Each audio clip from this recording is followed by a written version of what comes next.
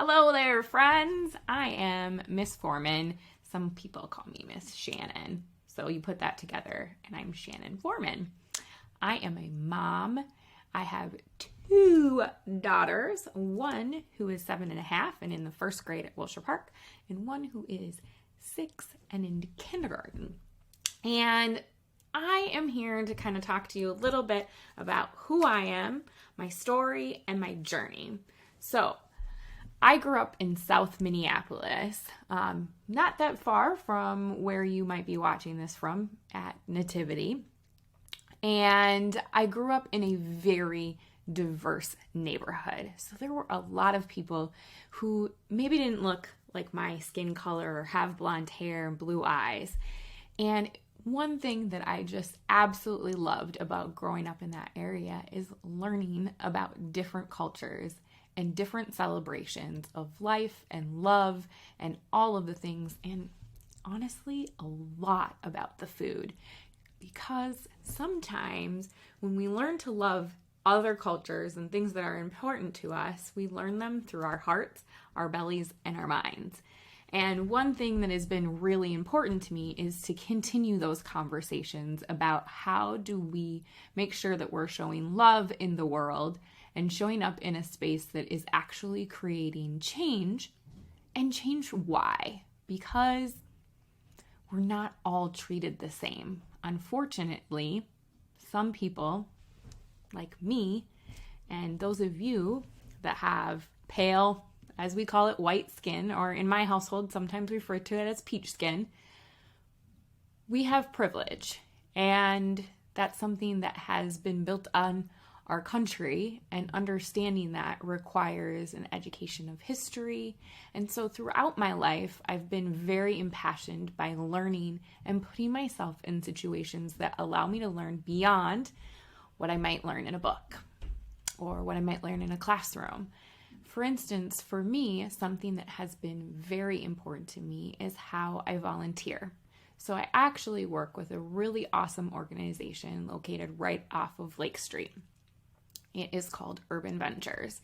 And I have been involved with them for almost 7 years now, volunteering on a panel for them while also doing other things. Something that has been really impactful for me working through that organization is being still involved in the neighborhood that I grew up in and making change and a difference and empowering people. Empowering people means kind of like, that feeling in your belly when you really get excited about something that you want to do and you can achieve it. That's that feeling of empowerment.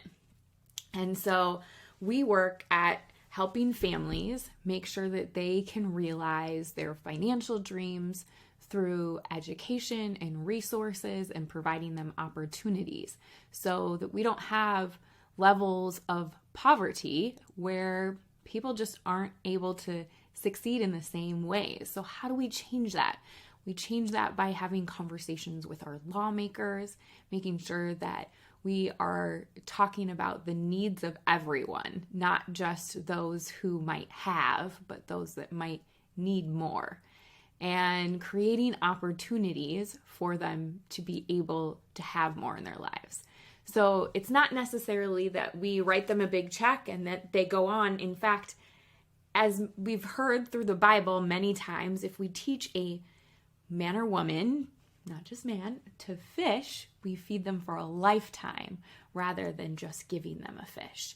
And so we open the doors and have the conversations with our community members to understand what it is that they really need and then help them, alongside them, create those opportunities.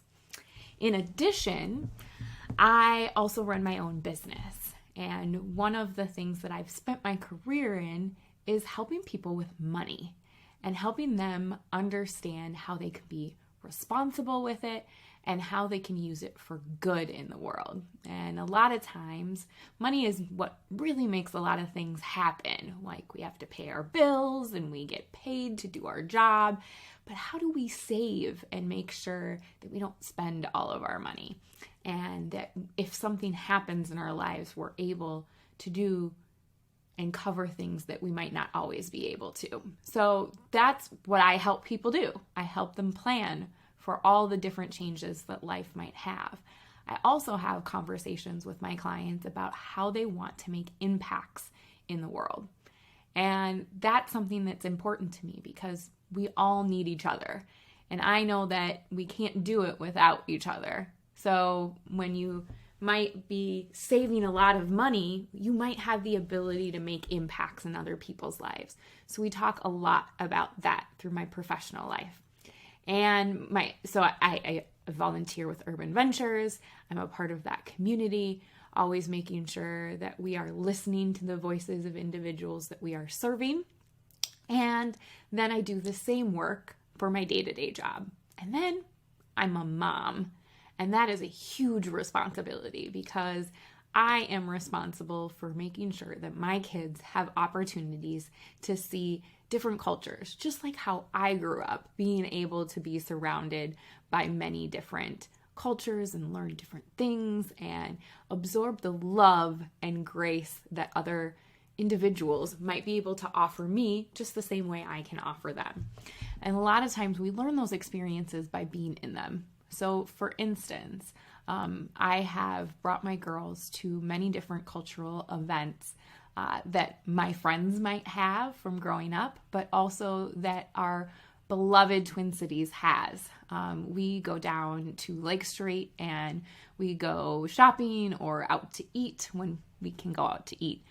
And we learn different things. This summer, after the murder of George Floyd, I took my kids down there to offer them a different level of education and have a conversation with them about police brutality and the mistreatment of brown and black people. And even at 8 and 6, or almost 8, she's 7.5 and 6 years old, we had some really fantastic conversations around what we can do and what questions we can ask. So thinking about this when you're talking to your parents, what are the things that we can do right here in our city? How do we know that people are being treated the same and not that there is a mistreatment of other individuals? So I challenge you, my young people who are our next generation of really creating change and love in this world, to think about questions that you could ask your parents. What are the things that we can do as a family? What are the things that you do, mom and dad, on a day-to-day basis to make a difference in this world? Because it is those little things that we can do to educate ourselves beyond just what we find in history books and just what we find in history class to make a difference in this world. What actions can we take? And how can we listen to each other so that we can understand? That's probably the most important thing, is that we listen. And we don't listen to respond and think about what we're going to say next. In fact, we listen to understand where that person is coming from. How many of you know the word empathy? Empathy is a big word. And a lot of times what empathy means is not necessarily putting ourselves in the positions of other people, like put yourself in somebody else's shoes. Empathy is just trying to listen to what somebody else might be feeling and having the compassion for them to understand what that feeling might be. Not how we would react in that situation or what our experiences have been, but really listening to what their experiences are.